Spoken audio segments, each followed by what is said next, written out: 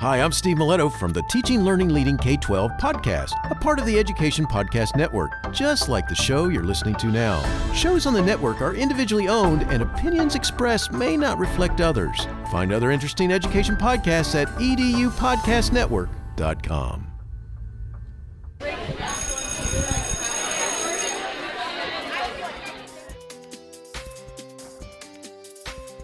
Welcome, everybody, to this episode of the Ninth Grade Experience podcast. I'm your host, Chris Dutchko.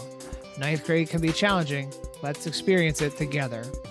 And we're going to experience today getting ready for your midterm exams. So we are back from our holiday break. So everyone had a nice holiday break, and we are back here going towards the middle of January to get ready for midterm exams, which is a new thing for most of the students here at Emmaus High School. So we have two guests on today that are going to talk to you about the importance of exams, getting you ready for those exams, and some last minute tips and strategies. First up will be one of our school counselors, Mrs. Demchak, who has been a frequent guest on the Ninth Grade Experience. If you revisit some of our previous episodes, you can listen to all the great insights that she's had, and she'll talk about it from the school counselor perspective. And then our second guest will be Emma de la Cruz, who wrote an article in the December issue of the Stinger newspaper talking about Midterms 101 and how to boost up your studying and getting ready for exams. So lots of great tips and strategies in this episode. If you want to take a brain break and go back and listen to some previous episodes of the podcast, you can go to ninthgradeexperience.com and look up any sort of subject that you would like to learn more about in the ninth grade world. And also you can follow us on TikTok at Ninth Grade Experience, where we're sharing clips of these episodes and some other good test taking strategies as well.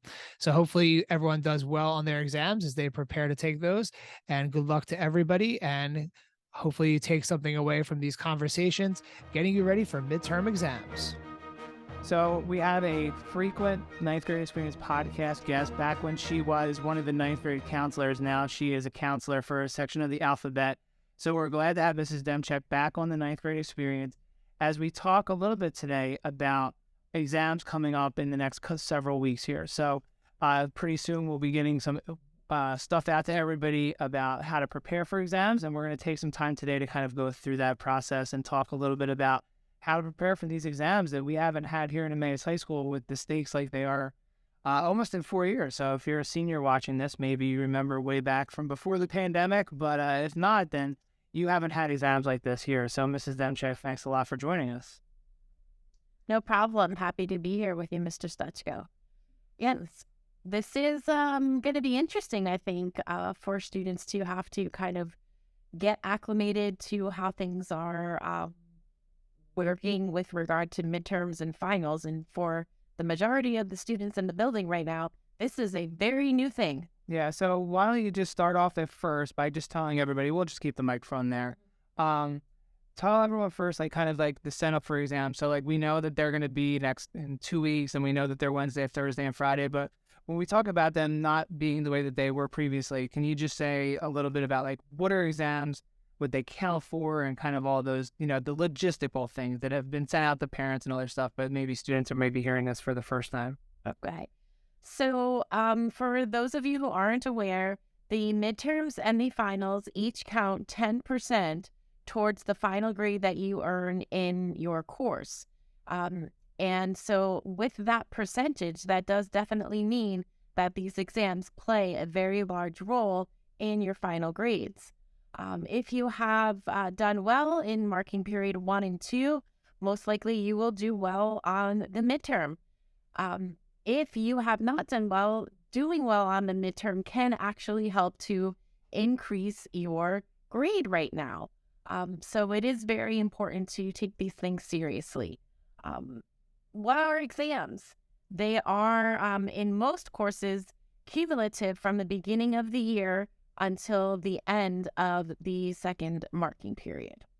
So in a lot of classes, students are taking an exam for maybe the first time. So for somebody that's coming in and taking it for the first time, or maybe in our previous years where students, they didn't count for nearly as much, what would you say is like the first thing as you're getting ready to prepare for exams? What would like be your first tip for students to kind of, this is where I should start? Like maybe I'm overwhelmed. I know what an exam is. I've gotten a study guide at this point, but like, where do I start? I think that the best piece of advice I can give is to make a plan to do just that. And what would that plan be?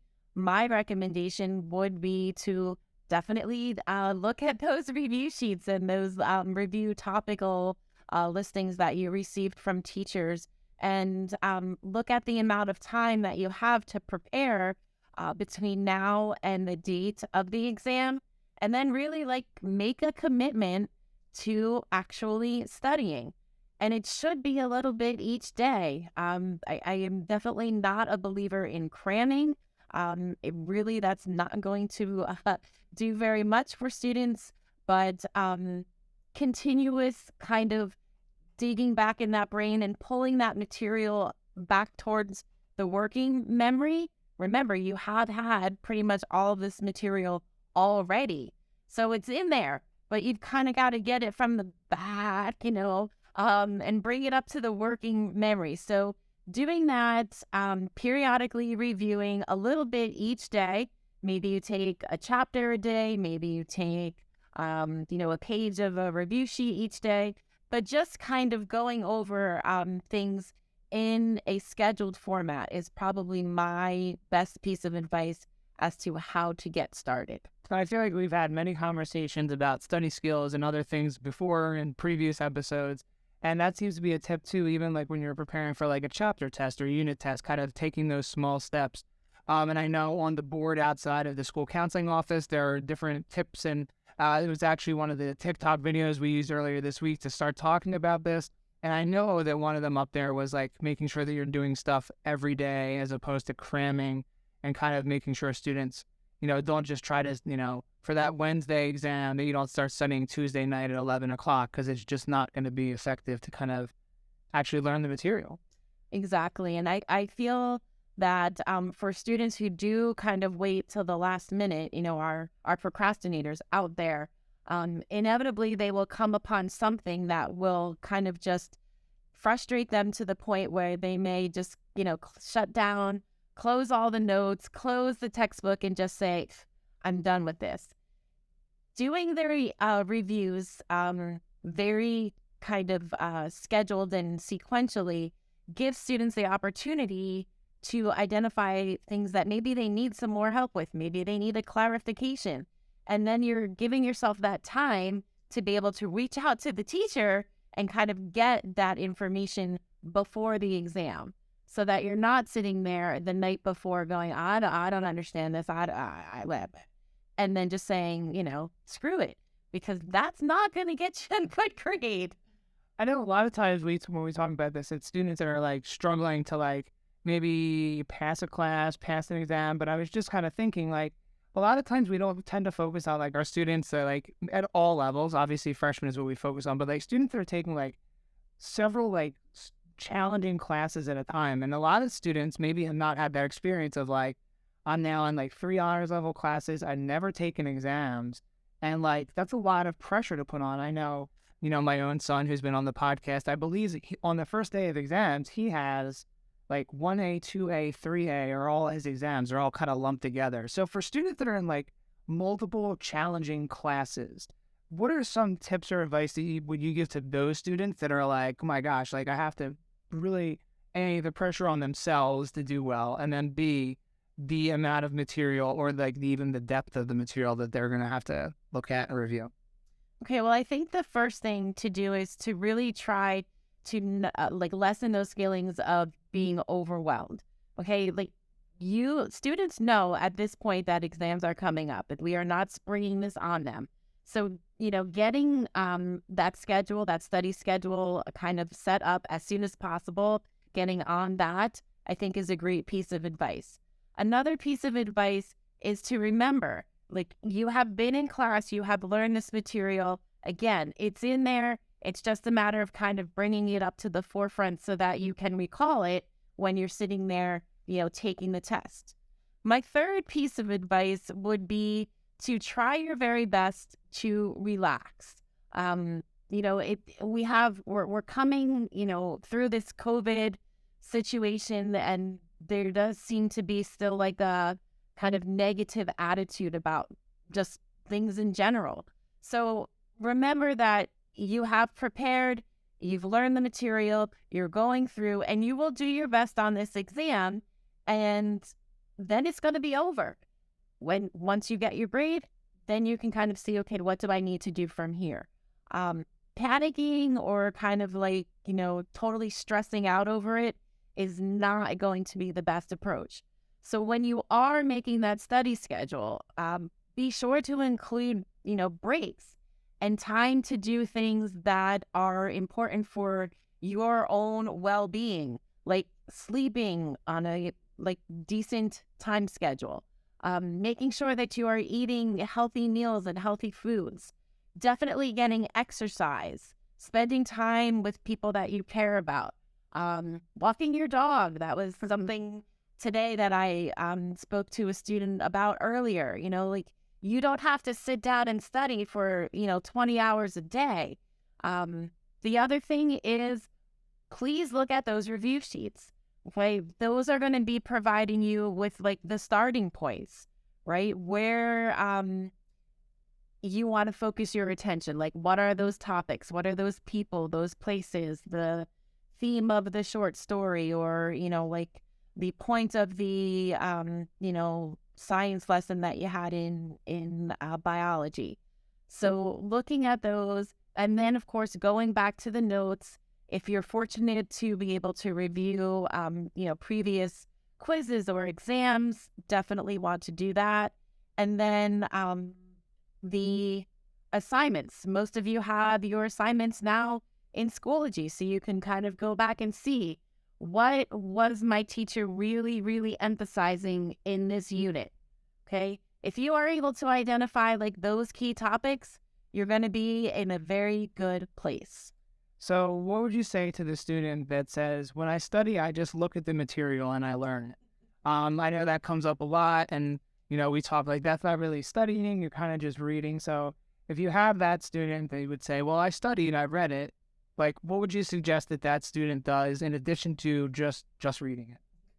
Well, I definitely would suggest that a student who has read it actually tries to then either write it down or explain it to someone else, so that they can hopefully get a grasp of the concept that the student is also trying to ensure that they know.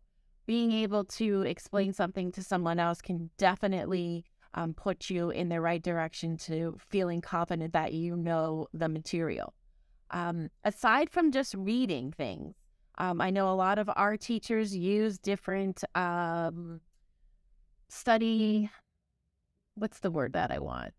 Study tools? I don't know if that's the right word, but things like Quizlet and Khan Academy and other places where you can go and you can practice. That's definitely helpful, and that's a very a good way to also kind of engage some other senses aside from just, reading. Some students might find that they learn better when they're active and moving.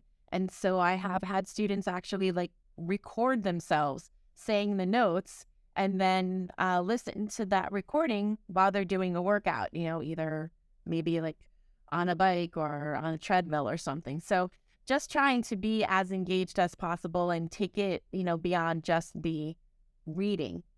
That reading type of studying, in the air quotes, is the thing that you should be doing a couple times a week to kind of keep things moving in your brain. Yeah, keeping it all fresh so that you're kind of trying to not think about it all at the one time. So that's, it's good advice there to kind of make sure that you're going back. And I think that's funny with the listening to yourself while working out. I don't know what subject in school would be my motivation to go out and run a couple miles in the morning, but it's kind of a funny thing to do. But I'm sure students are kind of figuring out for themselves. And I think one of the things that's important is we can offer you all of these tips, but you kind of need to figure out for yourself what will work and what won't work. If you're the kind of kid that can't study in the room with noise, then obviously saving all of your studying for your auditorium study hall might not be your best bet. So kind of knowing those different things, and I know there are different things on Naviance, so we're not going to talk about all those things that we don't want you to do those this week because you're preparing for your exam, but if you've done some of those and some of those skills that you have or some of those things that are valuable to you. Like you can think about that. So maybe if kids have done that, maybe it might be time to like look back on that and be like, hey, like when I did the skills assessment, Called Learning and Productivity in Naviance, and you were actually reading my mind there. And most of our upper class students should have completed that. Our ninth grade students may or may not have done that at this point. But yes, it is definitely important to know what your like preferred learning style is, and then to kind of capitalize on that. I think you gave a great example. If you're the kind of person who prefers to study in quiet, you need to do that someplace aside from the auditorium or the hive. That's pretty much a given. But there are lots of different things that you can do, and I think one of the best pieces of advice is start now. Yeah, no, and I agree. And I've seen the results of a lot of students. Things I always like the one that's like likes intake, doesn't like intake. So if you need a snack to study, like I always thought that was kind of funny. But I'm like, I don't even think about like when I'm actually like studying or like really working, like what do I like or like all those different things. So lots of great tips here. And then we're gonna have after this interview, we'll have one with the student that wrote the article on the Stinger, Emma. So just as we kind of tie up here, so I was thinking like, so I take my exam. So there's going to probably be one of two ways. Either I'm going to do really well or I'm not going to do so well. So what would you say to both of those types of students? Like you take the exams and you do well, or I took it and maybe I didn't do as well as I did, and kind of like what that means for me for the rest of the year. Okay. So first, like for the student who takes the exam and does well, that doesn't mean that you just don't have to work for the second half of the school year. You still need to, stay on top of your academics, and hopefully you want to continue to do well for the remainder of the school year. For the student that does not do well on the midterm, remember the midterm is 10% of your final grade. So there's still 90% of the grade that you are still, able to control. So you want to maybe make some changes into the way that you're approaching your second semester academics. So maybe you need to take better notes. Maybe you need to be reading or reviewing them more frequently. Perhaps you should think about visiting the tutoring that's occurring during the Hornet homeroom, or reaching out to your teacher to get maybe a little bit more clarification on things. For some of you, it might be as simple as doing all your homework. Or coming to school. Coming to class, exactly. But those, all of those things may seem small, but together they can definitely, make for a very solid academic performance. All right. So thanks a lot, Mrs. Demchak, for lots of great tips here from the school counseling perspective from getting ready for exams. So we appreciate having you on. I think what I've told you in the past is you're our the guest that has the most appearances on the ninth grade experience. So it's always nice to get you on, and I think this is now every season we've done it, you've been on at least once. So we got to keep that streak going. Absolutely. Thanks so much. So today we're here with Emma Cruz, who wrote an article for the Stinger. So we're trying to get together all these facts and busting some myths about our upcoming midterms, which is a new experience here for many of our students here at Emmaus High School. Unless you are a senior, you have not taken a midterm that's been like the midterms this year. So Emma was she wrote an article in the paper kind of helping students to kind of understand how to study and how to prepare, goes along with another article that was in there about all the nuts and bolts of the exam policies as well too. So Emma, thanks a lot for joining us today. Yeah, thank you. So here we are, we're about 2 weeks away now from midterms.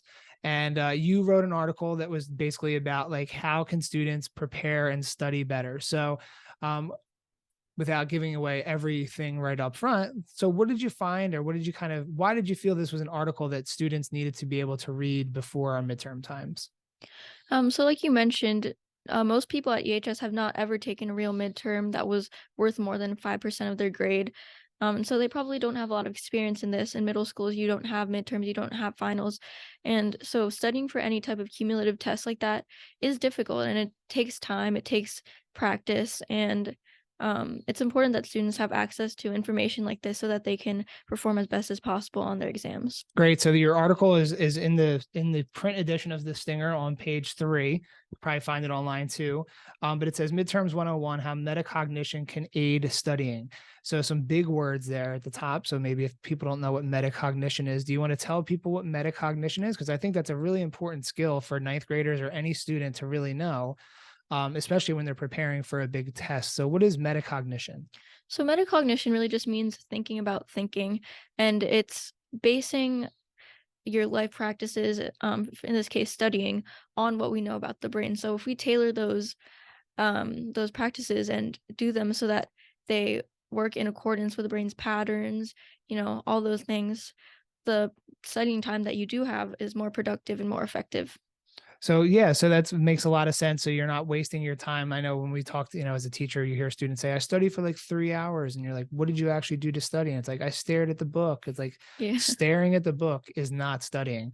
So you said that you wanted to break down some myths about, how to study for exams or some misconceptions. So what would you say is like the top one from your article and what you wrote about? Like, what's the main thing that you would tell students is like, this is the best way to begin preparing for your exams? I would say the best way to preparing for your exams just beginning is setting a good foundation for yourself in terms of your sleep schedule, how much electronic use you're getting. I know that sometimes that can be difficult. Food habits, everything like that. When you're healthy as a person, it's a lot easier for you to learn, and it's a lot easier for you to absorb new information. And it's interesting that you started off by talking about like yourself as a person, as opposed to like, make sure you have all your notes out, make sure things are color coded, get out your highlighters, all those other things. So I think a lot of times we don't think about studying as like creating the whole environment, as opposed to, how you just sit down and just start cramming stuff into your brain. So I know one of the mini sections, I thought this was kind of one of the interesting parts of your article was about the importance of sleep. And you mentioned that. So what did you kind of learn about like sleep and studying and like kind of making sure that that needs to be aligned? Yeah, so sleep, I think most people stress the importance of sleep, but little people actually can stay on that schedule, and it's difficult. But sleep does many things. First of all, there is this information processing theory, which says that any type of learning or information you process through the day needs time to develop and sort of absorb into your brain, which happens during sleep. So if you're not putting that time in, it doesn't matter how much you're learning, how much time you're spending on it. If you're not giving it that time to absorb and process, it's not really going to store in your long-term memory. And then it's also an immune booster. So immune system is stronger when you sleep. Lack of sleep can be linked to weight gain and all those different things. We could get into that a lot, but basically, if you're sleeping, you're priming your body for the best possible studying experience. And that's also a really important thing to know too, because the last thing you want to do is be up the night before an exam trying to cram in all this information that if you start studying like now or whenever this goes live, it'll give you about a week to prepare, as opposed to like if you're going to study on Tuesday night for the Wednesday exam during the first block and you haven't looked at it yet, that's really not the best time to be starting that kind of stuff to be able to study. So I think that sleep one is really important because, kids may even get off their sleep schedule during the exams as well too, because like you talked about our open campus policy, like if we don't have to be at an exam, you don't even have to be in the building, but that's not an excuse to kind of start sleeping in and doing all sorts of other stuff when you might still have an exam. So that one's I think that one is one that a lot of students wouldn't think about. So I really like that you wrote that in your article as well too. The other one I liked too, that was the third point, was like that it's not necessarily like a matter of intelligence preparing for the exams. Like if you put the effort in and you put the work in, that the results will pay off. So I know there's always this like kind of thing of, we do it at the beginning of the year each year where we ask students to identify what a successful student looks like. And I've been doing it now. This is my 14th year here at Emmaus, and never have I had a student say like intelligence is a success for a successful student. And I think that goes along with the exams too. So what did you learn about that? Like kind of not necessarily relying on intelligence as like kind of a way to do well in exams. Yeah, so really, intelligence, or your IQ, intelligence quotient, it's just kind of a measure of some of the natural abilities you have for problem solving, all those things. But in the real world, it's not the best predictor for success because you have all these other soft skills, things like communication skills, work ethic, leadership, all things like that. And those are what activate those intelligences. But at the same time, your IQ is just such a small portion of your overall success. And you shouldn't let it limit you when it comes to challenging yourself. If there's this course that you want to take and it's a little difficult, you should really use those soft skills instead, and just realize that um you have so much more to offer than just your intelligence, and if you let that stand in the way, then you're just kind of hindering yourself. So we've had a lot of talk about the mental approach to studying. So like we've talked about sleep and preparing yourself and staying healthy and not necessarily dwelling on the fact of intelligence being a way that you're going to do well on the exams. So we've gotten that out of the way. So now, did you find any sort of like real practical applications of like how to study, like things to do, things not to do, anything like that from your research for your article? Well, of course, like you said earlier, just staring at the textbook and rereading information. I hear a lot of kids saying, like, oh, I'm going to read through my notes. Reading information does not deeply process it. It just kind of sits there at a surface level. And if you're not able to directly state back the information that you're reading through, then you're not really ready for the test, because on the test, you're not going to have any of those articles, or not articles, but study materials in front of you. And so if it's not completely in your brain and if you can't independently state it, you're not really ready for it. So I would say, um, don't just read through your notes. You have to do some type of active processing. Rather, that would be rewriting it, recalling it to a friend, even like just stuffed animals on your bed, anything like that. Those active processes are going to help you better encode the information for tests. I And like then, yeah. I was gonna say I like I could just imagine if you're in an advanced chemistry class and you're sitting there trying to redo the notes to a stuffed animal on the bed. I'm just trying to envision that scenario. I think that would be really funny if you've had your childhood teddy bear since you were 3 years old or 1 year old reading notes to it. I don't know if the bear would really care, but at least you're hearing it out loud and you're getting it to somebody else. But I think it's one of the things you mentioned is also in your article too about the handwriting stuff. And I think a lot of times as students, especially in like higher level classes, they seem to type a lot of stuff, but then you talked about this like connection between like when you actually handwrite stuff, it kind of will stick into your brain a little bit better than if it's typed out. So what did you kind of learn about like handwriting notes or rewriting notes?